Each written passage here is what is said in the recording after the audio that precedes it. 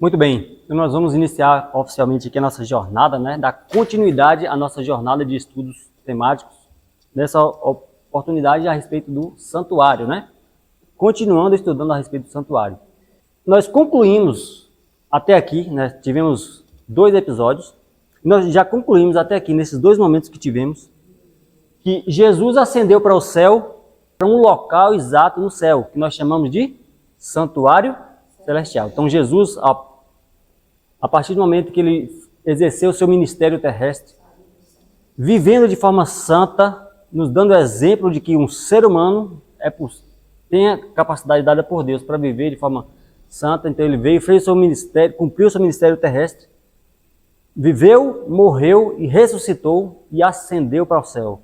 E ele foi para um local específico chamado Santuário Celestial. Então, concluímos até aqui no episódio 1 e 2 que existe um santuário no céu. E provamos isso através da Bíblia. Não foi isso? Usamos textos bíblicos a partir do livro de Apocalipse, de Hebreus, mas teria outros textos para a gente avaliar, mas que não foi nem necessário. E concluímos também que a função desse santuário do céu, ele é litúrgico e é salvífico. Salvífico. Então, serve para a habitação de Deus, ninguém tem dúvida disso, Serve também para centro de comando do universo. É a função, uma das funções do santuário celestial. E serve também para local de juízo e de ajuda. Tudo isso nós vimos... Tudo é de lá. Tudo é de lá. E tudo isso nós vimos no episódio, entre o episódio 1 e 2. Só por essa base aqui, nós podemos concluir, sabe o quê? Que o santuário celestial é a habitação de Deus. Mas eu posso dizer também, de forma aplicada, que Deus quer habitar com cada um de nós. Eu preciso compreender isso, que Deus mora lá no céu. Mas Ele mora no coração do contrito. É isso que o Salmo nos diz. No coração do contrito. E também Deus, apesar de morar no céu, no santuário celestial, e de lá Ele comandar todas as funções que de lá vêm, Ele quer comandar a minha e a sua vida. Já imaginou? Deus Todo-Poderoso comanda o universo todo e na nossa vida Ele não puder comandar, porque a nossa limitação de arbítrio for limitante para Deus. Então, Deus comanda o universo inteiro e Ele quer comandar a nossa vida. Também, Deus quer fazer justiça por cada um de nós. Deus é juiz, justo juiz, e Ele quer fazer justiça em nosso favor. Para isso, a gente precisa permitir e viver em harmonia com a vontade dEle. E aí, olha assim, ficou pendente 3 perguntas. E aí eu coloquei aqui nesse ponto exato para você saber que eu não esqueci, viu? Estou me lembrando. Uma pergunta de seu Geraldo, inclusive. Ele falou assim, o que representa cada móvel? Recapitula para nós. Não foi essa a pergunta? Então, vai chegar um momento daqui para frente que a gente vai recapitular, não necessariamente hoje, mas em algum momento nessa série, a gente vai recapitular o significado de cada móvel. Uma outra pergunta que ficou pendente foi, santuário, esse santuário aí que vocês estão apresentando, já foi purificado? Lembra dessa pergunta? Nós vamos ver em algum momento a resposta para essa pergunta. E uma terceira pergunta foi a pergunta da irmã Graça. O que aconteceu mesmo em 1844? A irmã perguntou semana passada, retrasada, e Márcia fez a mesma pergunta. Em algum momento, nessa jornada de estudo a respeito do santuário, nós vamos responder essas 3 perguntas, tá certo? Eu coloquei ali só para vocês saberem que eu não esqueci. A pergunta está presente. E hoje, o santuário, Caminho de Deus, episódio 3, tratando a respeito do santuário terrestre. Nós vimos de forma exaustiva que existe um santuário no céu. Qual é a função dele? Várias coisas. Mas hoje, ou a partir de hoje, a partir dessa introdução, nós vamos estudar a respeito do santuário terrestre. E aí eu já posso até imaginar o que está vindo na sua cabeça. Santuário terrestre. O que ele vai falar? Sobre qual o texto que vai ser utilizado? E eu posso dizer que você pode ser surpreendido. E nós vamos tratar desse assunto a partir de um verso bíblico. Abra sua Bíblia aí no livro de Hebreus, capítulo 9. Hebreus 9, 22. Nós vamos começar esse tema a respeito do santuário terrestre a partir desse verso. Nós vamos orar mais uma vez para a leitura da palavra.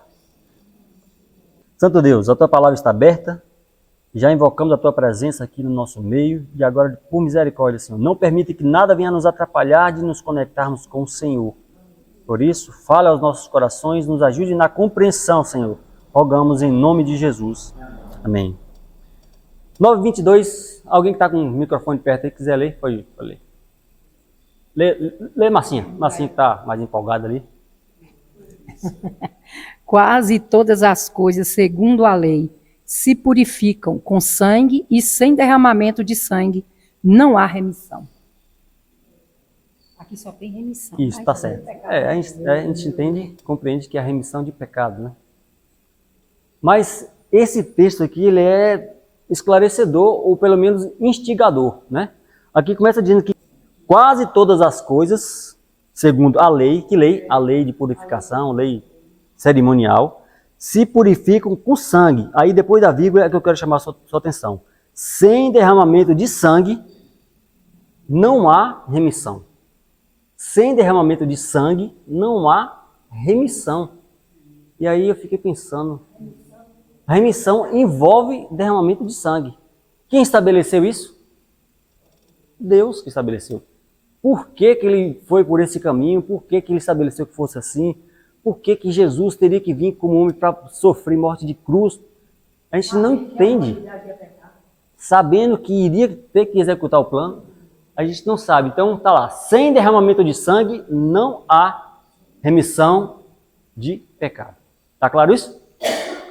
E aí, é por isso, por essas e outras, que a oferta de Caim não foi aceita. Porque por mais bonito que tenha sido o altar de Caim, pensa aí, o altar de Caim e o altar de Abel, qual era o mais bonito? O de Caim era mais bonito, não era? Pensa aí, flores, frutos, produtos da terra. Era um altar, aos olhos humanos, muito mais bonito, não é?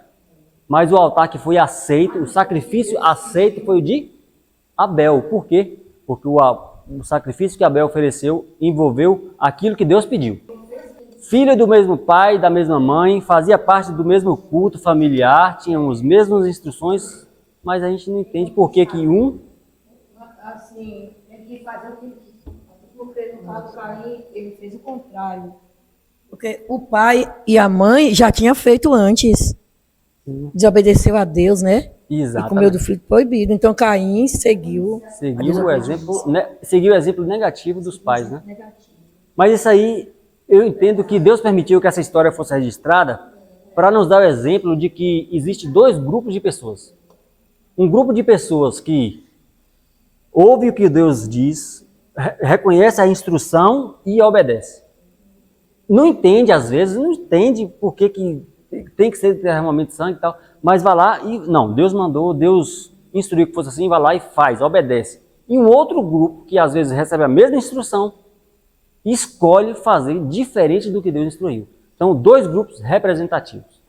Então, por que, de forma resumida, por que que Deus aceitou o sacrifício de Abel e não aceitou o de Caim?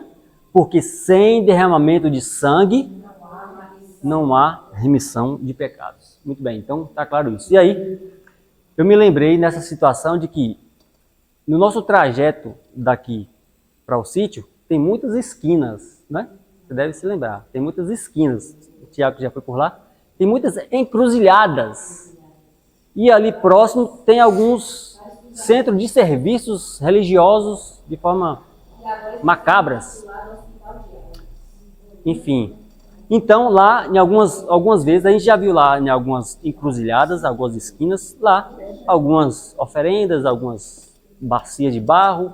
E lá, algumas vezes a gente vê lá cabeça de animais degolados, bodes, cabras. E aí, pensando nessa questão, né? Sacrifício de animais, né? Você fez uma cara de nojo aí, mas só que quando a gente vai para a Bíblia, a gente vê lá Deus orientando que se fizesse sacrifício de animais de forma representativa. Ou seja, aquele pessoal lá, de alguma forma deturpada, se baseia na instrução de Deus aqui. Sacrifícios de animais. Agora, a intencionalidade, qual é a motivação, qual é ali a forma pontual, aí agora acaba sendo adaptações humanas. Mas o que eu quero dizer é o seguinte, em um certo momento, Deus estabeleceu que para nos ensinar a respeito do plano de salvação da raça humana, envolveria sacrifício. E um dia Cristo viria a ser sacrificado aqui nessa terra. Mas até que esse momento chegasse, para nos ensinar, a didática de Deus envolveria sacrifícios de animais. E aí quando eu estava estudando, eu me lembrei lá de quando a gente vê, passa nas esquinas, vê, né? E aí, estudando a respeito disso, e a gente vê isso no nosso dia, como é que a gente imaginar que no tempo de hoje, o esclarecimento que temos hoje, ainda continua com esse tipo de Só que não é pro bem, não. liturgia. É pro mal. É verdade. É nesse contexto aí, a deturpação. Deus fala para fazer uma coisa, o inimigo vê, opa, é assim, vai lá e pega aquilo ali. Por exemplo, Deus vai lá e faz a cana de açúcar. É boa ou não é? O miserável vai lá, pega a mesma cana de açúcar e faz cachaça. Deus dá a uva, Percebe? o homem faz o vinho. A uva, o vinho. Então acaba que é necessário ter muito discernimento para a gente não usar das coisas de Deus errado. A partir dessa introdução até aqui, nós vemos que o inimigo ele acaba pegando das orientações de Deus, deturpa para se utilizar para ele próprio, né? E aí vamos apresentar aqui uma imagem. Que imagem que lembra você essa imagem? O que te leva a pensar? A palavra é Éden, né? Éden, o jardim do Éden, acaba sendo, de forma representativa, o primeiro santuário terrestre. Qual a temática do episódio 3? O santuário terrestre. Então, o jardim do Éden, ele é, comparativamente, o primeiro santuário terrestre que se tem notícia. Por quê? Isso foi tão interessante porque, olha só, no Éden era a habitação do homem, né? Originalmente. Só que não era a terra toda que era um Éden. Olha só que espetáculo. Assim como nós concluímos que não é o céu todo que é o santuário, mas existe um santuário no céu, também não é a terra toda que é um jardim do Éden. Existe um jardim no Éden na terra. Isso, a conclusão é essa. Então, Deus encontrava com o homem todo dia, né? Onde Deus se encontrava com o homem. Então, o Éden era o jardim, né? Era a habitação do ser humano, assim como o santuário é a habitação de Deus, o Éden é a habitação do homem. Então, a gente pode concluir também que o local de trabalho do casal era onde? No Éden. Qual é o local de atuação de Deus? No santuário. Um outro ponto, local de encontro de Deus com o ser humano. Era onde? No Éden.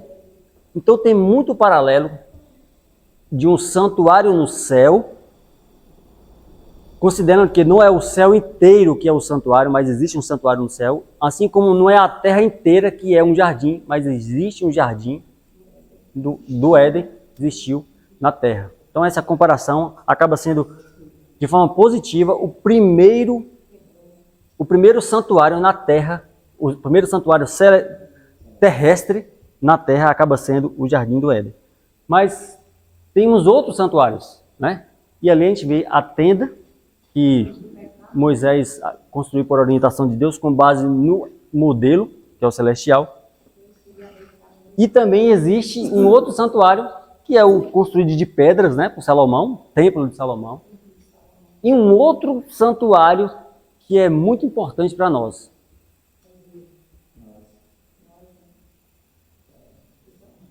Não é? É o casal que botaram ali. E aí eu quero me valer do texto da Escola Sabatina de hoje, que acabou por conta do programa do JA. A gente acabou não lendo esse texto.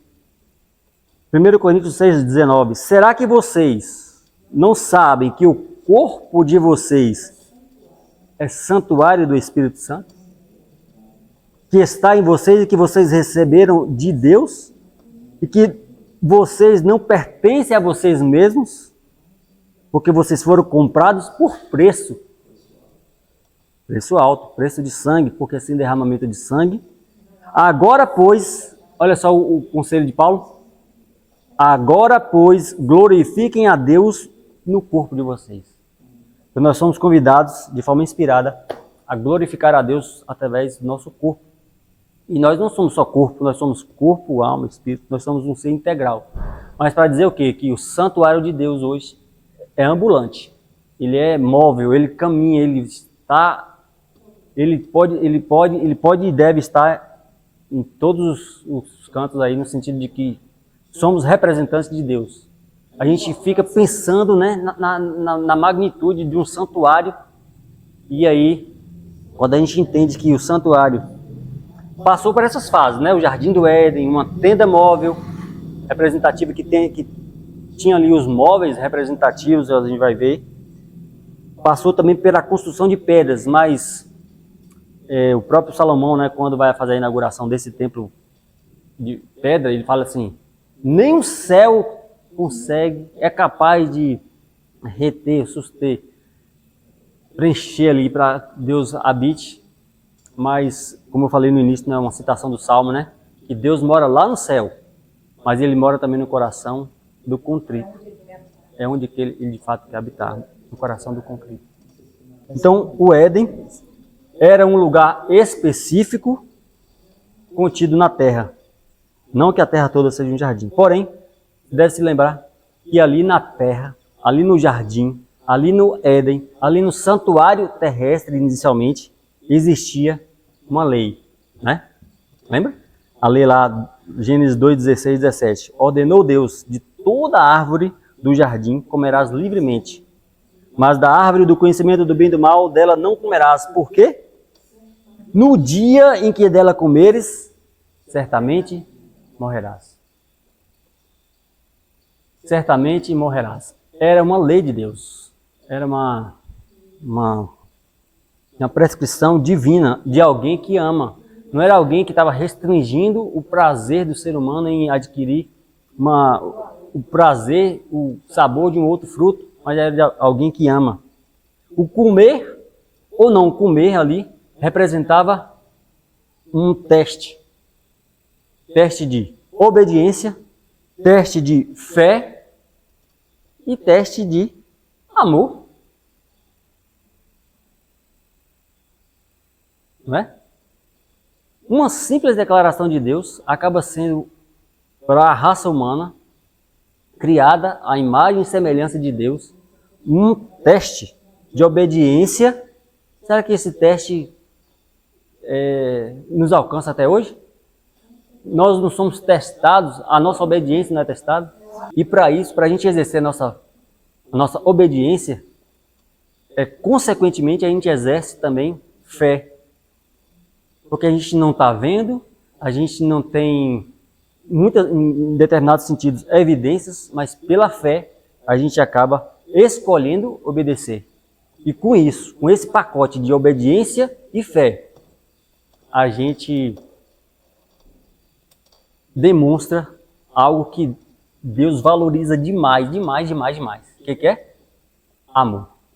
Você obedece pela fé, você demonstra amor.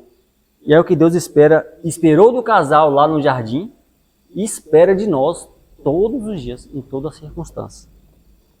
Então, existiu um ser também criado perfeito, criado com liberdade para fazer. Eu estou falando de Lúcifer, né? Ele então acabou transferindo para o casal edêmico aquilo que estava dentro do coração dele, que era a rebeldia contra o Criador. Então a rebeldia contra Deus acabou sendo transferida do coração de Lúcifer para o coração do ser humano. Por isso, então, a gente vê o desastre. E aí trouxe consequências, né? Porque toda desobediência, viu, Iago? Toda desobediência traz consequências. Nunca se esqueça disso, né? E aí a gente vê a nudez. Primeiro ponto ali, comeram da árvore do conhecimento do bem e do mal, transgrediu uma lei pré-estabelecida por Deus, eles ficaram o quê? Nus, perderam o revestimento, perderam o revestimento da glória de Deus. Pô, Aparece de vez em quando na internet, essas coisas, representações de Adão e Eva, né?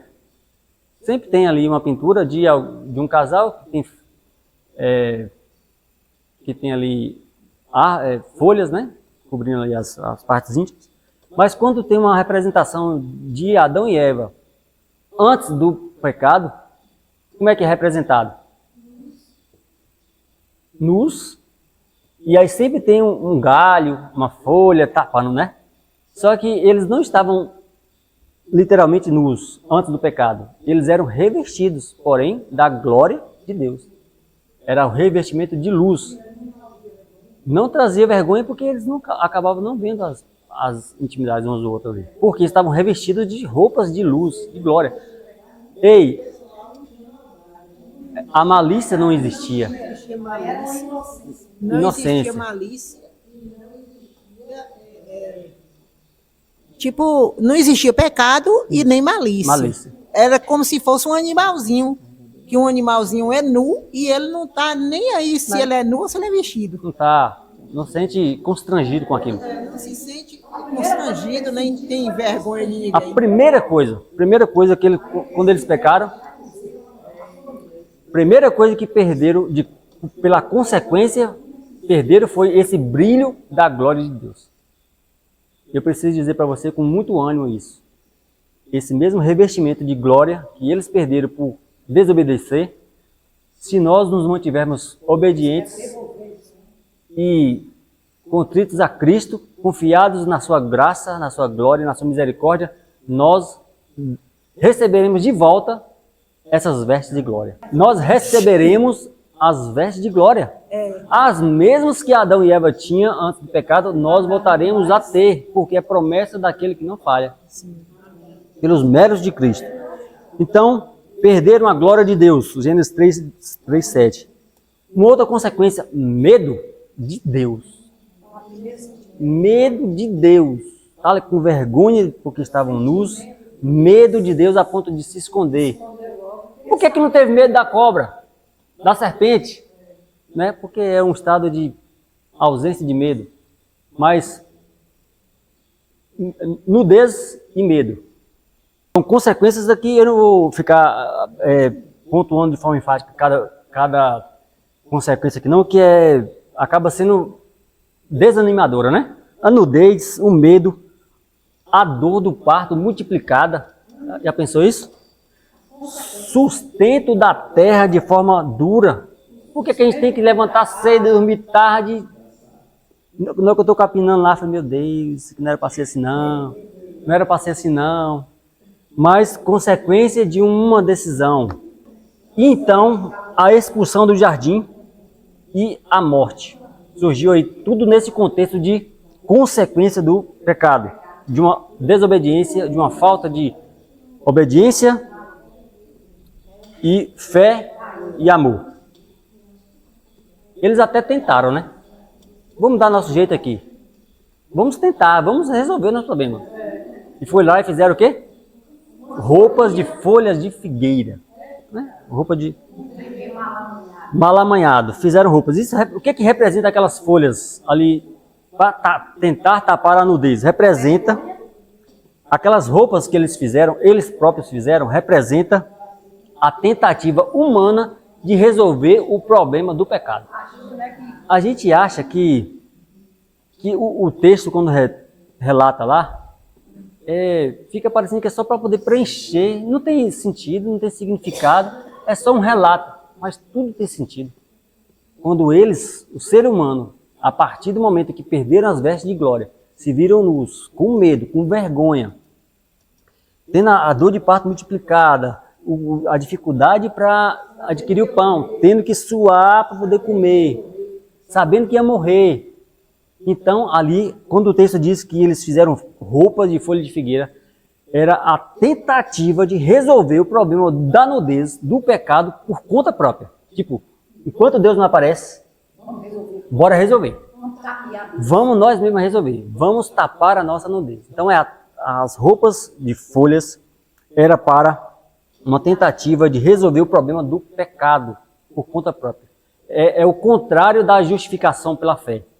Se existe a justificação que é pela fé, ou seja, é só por Cristo, só pelo que Cristo fez em nós, não tem nada que eu possa fazer para me salvar, apenas aceitar a salvação que é de graça pela fé, mediante a fé.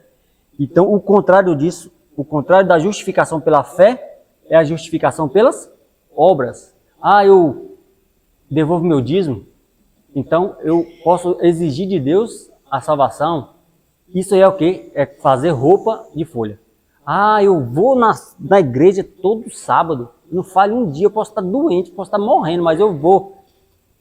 Porque qual é a intenção da pessoa? É a adoração, é glorificar a Deus, é ter intimidade com Deus. Quando lá no coração dela, ela fala assim, ó, eu estou indo, estou fazendo esse sacrifício todo, porque se eu fizer, Deus vai ter que me salvar. Isso aí é justificação, é a atitude contrária à justificação pela fé. Isso aí é fazer folhas, fazer vestimentas de folha de figueira. E não resolve de nada.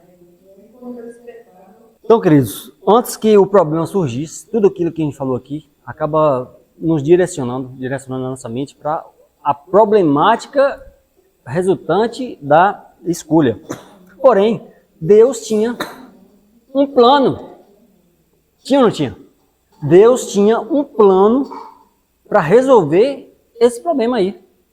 E esse plano, eu já enfatizei aqui em algum momento, que esse plano não, essas circunstâncias que o casal se envolveu, não pegou Deus de surpresa.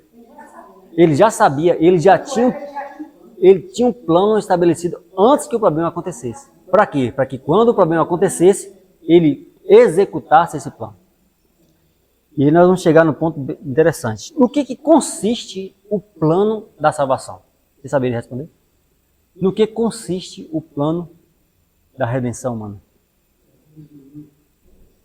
Deus pagar o preço exigido pela transgressão no lugar do homem. Simples assim. Quer dizer, é simples de falar, né? Mas a profundidade dessa declaração é tremenda.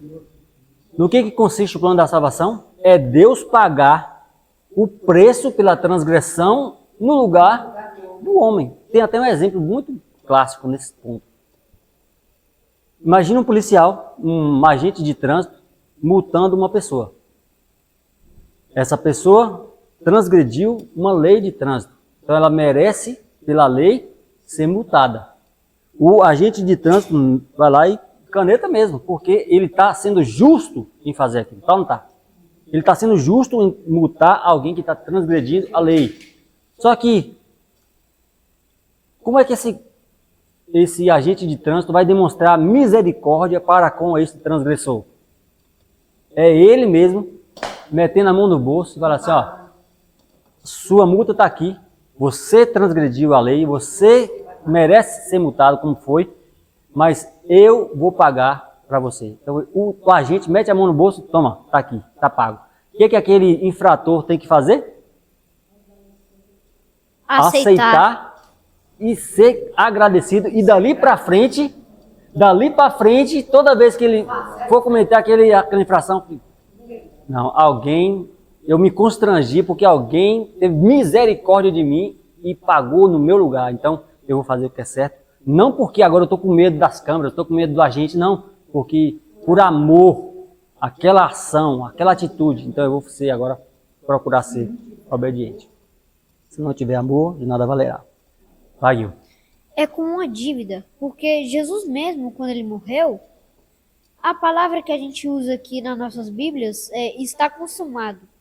Mas quando ele morreu, ele falou assim, tetelestai, que é na Roma Antiga, quando uma pessoa devia muito, tinha uma dívida, aí ela tinha que pagar essa dívida. Ou ela pagava essa dívida ou ela era presa.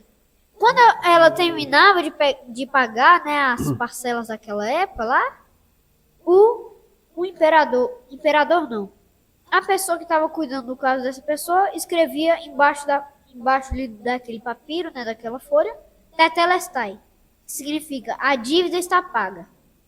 Ou seja, tipo assim, Jesus, ele tinha que pagar a nossa fiança. Ele pagou a nossa dívida que a gente tinha com o Deus? Pausa. Não é que ele tinha que pagar. Não, Ele não tinha que pagar nada. ele pagou. Mas pela ele gente. escolheu. Ele escolheu voluntariamente, por amor, a raça humana. Continua. Vai, Iago. Era tipo assim, uma pessoa é presa e aí um parente dela da família, ela não tem que fazer isso, ela não tem obrigação de fazer nada, mas ela vai lá e paga a fiança porque ela ama aquela pessoa, ela não quer ver ela apodrecer na cadeia. Exatamente. A ideia, pelos os exemplos humanos, a gente consegue entender a grandiosidade daquilo que Deus fez. E vocês perceberam que o nível aumentou, não foi? Roma antiga, papiros, o negócio, o nível está crescendo. Por amor. A palavra é essa, Dona Maria. Deus pagou aquela dívida por amor. E aí nós somos convidados a valorizar esse amor, né? Porque aquilo que a gente recebe de graça acaba muitas vezes não tendo o mesmo valor quando a gente, né? A gente esquece que o amor maior é o de Deus e para retribuir é tão difícil, né? A gente às vezes retribui o amor pessoal, mas para retribuir o amor de Deus, que é muito maior, a gente às vezes põe tanta dificuldade. Verdade. Extraordinário. É tema para muito tempo, né? Até porque é dito que na eternidade nós vamos continuar estudando a respeito desse amor e é infinito. Não tem ponto fim, não cabe na nossa mente. Deus estabeleceu um plano para redenção da raça humana. No que consiste esse plano? É Deus pagar o preço da transgressão no lugar do transgressor.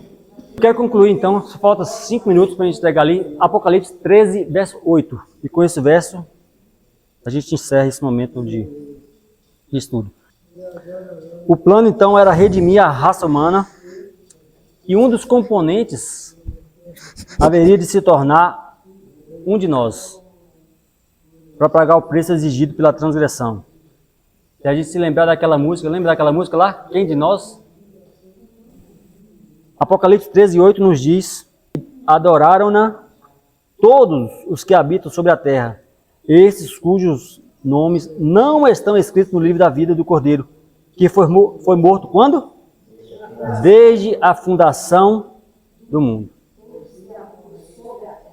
Desde a fundação do mundo, o plano da redenção para resgatar você e a mim foi começado a ser executado. E aí, como é que ele se desdobra? Como é que Deus vai ensinar a respeito de um plano de salvação? Como é que ele vai ensinar? Porque uma coisa é Deus ter um plano. Uma coisa é Deus nos ensinar como esse plano é executado, é colocado em prática. E isso a gente vê no ritual do santuário terrestre. Por isso, a gente vai encerrar aqui e ficando com esse gancho aí. Como é que Deus ensina a respeito do seu plano de salvação? É através do santuário terrestre. E a gente vai continuar estudando isso no próximo episódio. Amém? Vamos nos colocar de pé? Uma oração final? Oremos. Querido Deus, amado Pai, te agradecemos pela oportunidade que o Senhor nos deu de poder nos reunir aqui e continuarmos reunidos aqui para te adorar, Senhor.